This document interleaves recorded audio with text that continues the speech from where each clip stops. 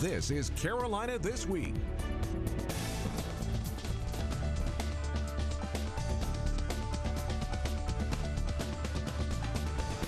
Carolina This Week with Tim McGinnis.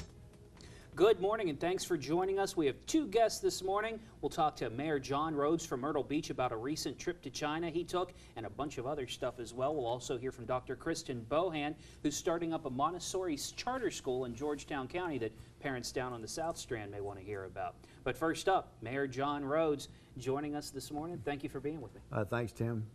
Now, you're a well-traveled man. You just came back from a trip to China, but also this past week, filing opened up for the Myrtle Beach City Council elections. And I want to, before we get to China, let's deal with some matters here at home first. Okay. Politically, what are you hoping happens? Well, I hope from the the council elections? will be able to stay intact. We've got a great council. We've got a council that works together. We communicate. We understand how each other thinks, and we all have got pretty much the same vision. I would hate to see anything that that would disrupt our flow, and I feel that the job that our city council has done is excellent. We've done some things that have been pretty aggressive, such as the 1% tax, but it's proven to work. That's why since the day that it was put in, the business in Myrtle Beach has increased by $500 million. So I feel that that along with the 90% tax credit in unoccupied residents, that's been positive. We've completed some sports facilities that have helped increase tourism from the sports aspect of things. But we've done a great job in advertising, using the chamber as our source of guidance. We've went into 43 new markets. You will find that those new markets have paid off because we've getting visitors here for the first time. So my preference is I want to see Mike Chestnut, I want to see Phil Render, and Susan Grissom Means remain on City Council for another 4 years. You brought up the 1% tax, probably the most controversial thing that's been done in this latest term of yours. No regrets? No regrets whatsoever, none. It was the right thing to do. We were in a recessionary period, and anybody that is in business understands that when this hits, you don't back up, you don't quit, you don't stop, you've got to move forward. We have never had our own money that allowed us to promote and advertise. This 1% gave us that opportunity, and we took it and we ran with it, and it's paid dividends. What about the biker laws? The biker laws served its purpose, and that was to get the attention that, hey, we need to start obeying the laws in Myrtle Beach and start having respect for the community. I know that Harley Davidson, they took it the hardest, but the Memorial Day Bike Week, when we had the helmet law in, they actually never complained. So I think it served its purpose now that we don't mind bikers, but they're going to have to obey the law, and they're going to have to respect the community. There's still, I think, some sore spots out there in the community. Sure, and a lot of people don't like, are not happy about what you did and what continues to happen. There's no question, but the thing is that we've started replacing those vacancies with families. We're getting back to the people that originally were coming here in May years ago that enhanced our family resort. So we'll be okay, and I think it's proven that we're going to be okay. Got the sky wheel changing the look of the skyline. You think there's going to be anything else? That's one thing I hear a lot of people who maybe visited Myrtle Beach in the past come back now and say, where's the pavilion? Where are things like that? But a lot of people I've heard, locals included, say, Skywheel's a step in the right direction. Well, is more planned for Ocean Boulevard? Tim, we missed the pavilion. There's no question about it. The pavilion coming down was, I think, the worst thing that's ever happened to the city of Myrtle Beach other than a major hurricane that hit. But the Skywheel was a great opportunity for us to bring and enhance more vacations and more tourism, give them something new. The year before, we had the boardwalk which has proven to be successful. The renovation of Second Avenue Pier with the restaurant and the bar on top that you had, it was just outstanding. And then, as I say, I go back to Market Common with our sports complex that is almost completed, be completed probably November this year. So we've done things that have been positive.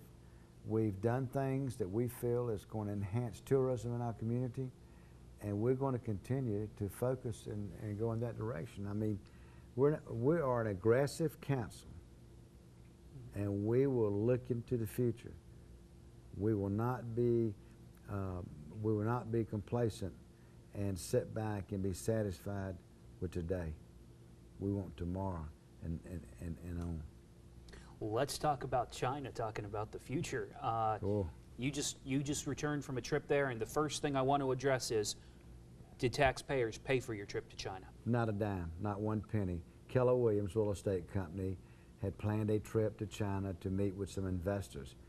They asked me if I would go, and I told Jim Ebel that the only way that I would go is that you had to pay my way, because I could not at this time justify going to China with taxpayers' money.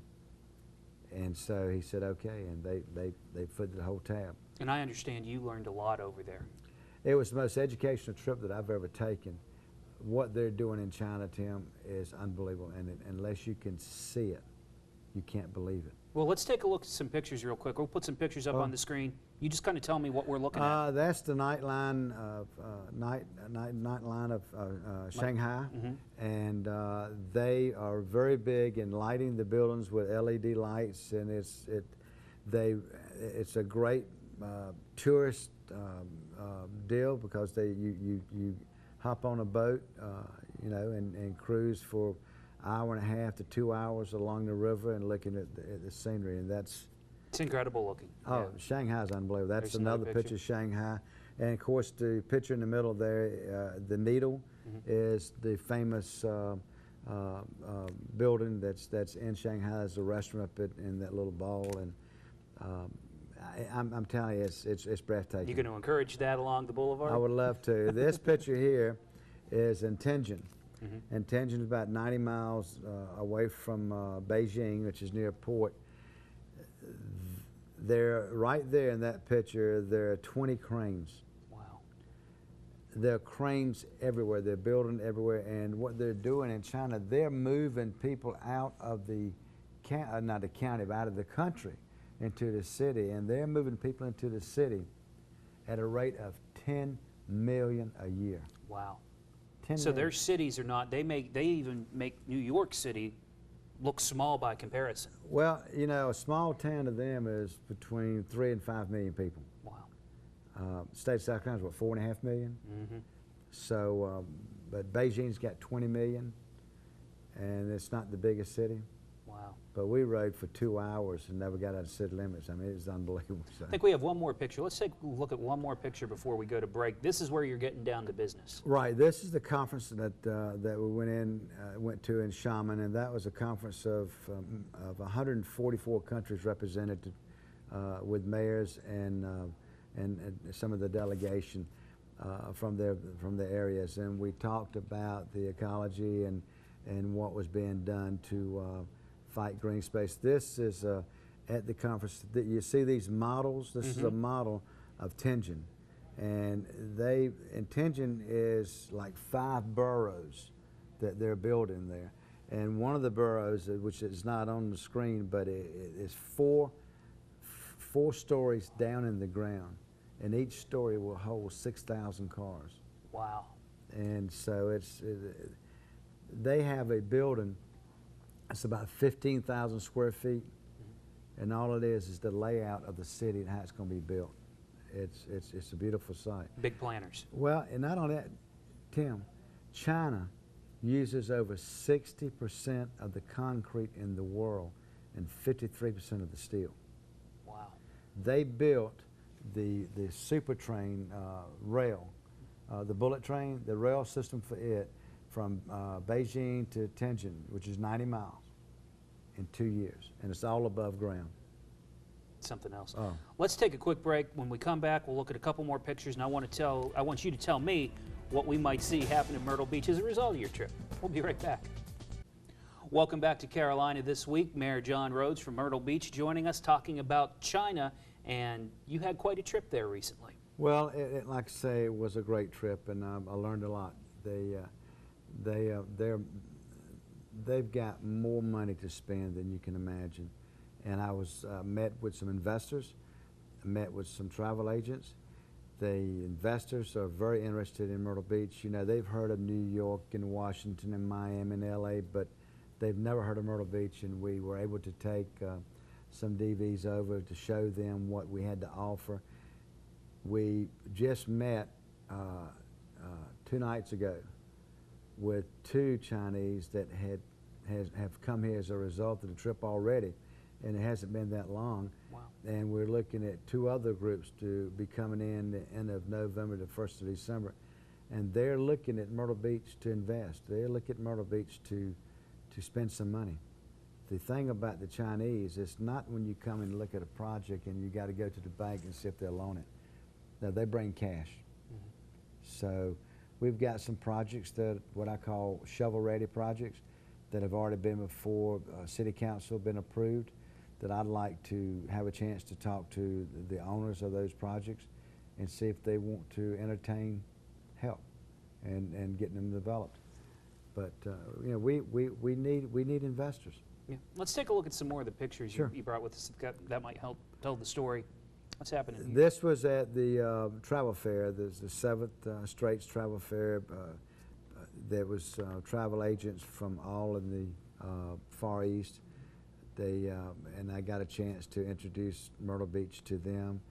Now you understand. Do you envision people from China wanting to vacation in Myrtle Beach? Tim, one travel agent that I met with does 1.5 million travelers a year. 600,000 are international travelers. The United States is #1 on where they want to go. The problem they've had, they only had 12,000 that could come in last year. That's from one travel agency. The visa, the embassy is doing 1,000 visas a day, and they need more help. So do I vision people from China coming in? Yes. There's 1.5 million golfers in China. There's only 600 golf courses. And that's growing, and the golfers are growing at a rate of 20% a year. Wow. So this would be Mecca for those golfers. We've got opportunities. This is another picture. This is the amusement park in Shanghai. I picked this picture because of the sky wheel. I know. They got a big wheel. They got the flipper and the roller coaster. So they're very familiar with something like Myrtle Beach as far as the amusements go. Kind of looks familiar to them in some places. Let's see what else we have here. There we go, outside. All right, that's a picture of 2 the Chinese ladies. One on the right, Jane. She put the deal together, project together. She works here for Keller Williams, and then the gentleman there is from New York. He is a developer in New York, and then the lady on the left is a lady from out of New York that really put everything together to go to Seaford, and that's where we were, and that's in Xiamen, which is a coastal city. I think we have at least one more picture left. Yeah, this one struck my eye. This is pretty neat. This is the gentleman to my left in the picture there, or be to your right looking on the screen, is the artist that drew that. And he is very well known and respected throughout all China for his art drawings. And that was a gift that he gave us, so, and I was tickled to death. You know, the thing is, in China, a mayor is like a king. And I mean, they respect you. They want to make sure that you are comfortable and that you get a chance to see everything they have to offer and what they're doing. Mm-hmm. And I'll tell you something about education.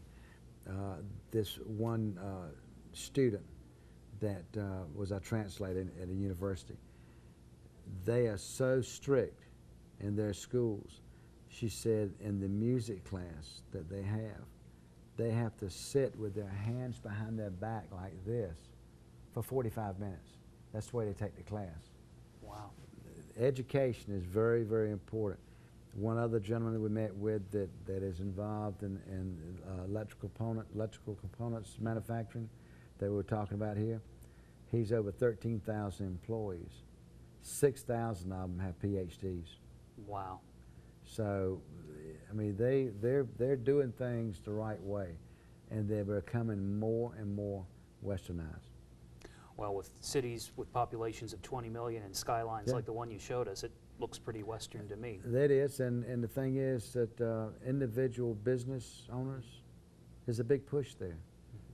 They welcome Small business. Small business. And that's what Myrtle Beach is all about. That's right. I want you to come back here once we see some results from your China trip and we see some people putting some money in, and let's talk about What that. I like to, and I want to, before we get off there, I want to say one thing.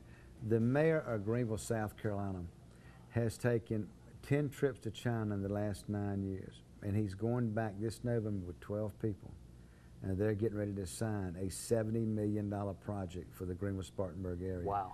Which is the 4th project that he has been able to do by making these trips to China. Sumter has investors in manufacturing from from China, and also Colombia. So, and we're the only state in this country that has an economic development office in China. And John is the gentleman's name that graduated from South Carolina, is doing a great job in bringing business to our state. And I had a chance to meet with him, and I said, I want you to bring some manufacturing of some type of business to Horry County and Myrtle Beach. Well, hopefully you put his feet to the fire. Well, I hope so. Thanks a lot, Mayor. Stay with us. When we come back, we're going to talk about a new Montessori charter school for people in Georgetown County and the South Strand. We'll be right back.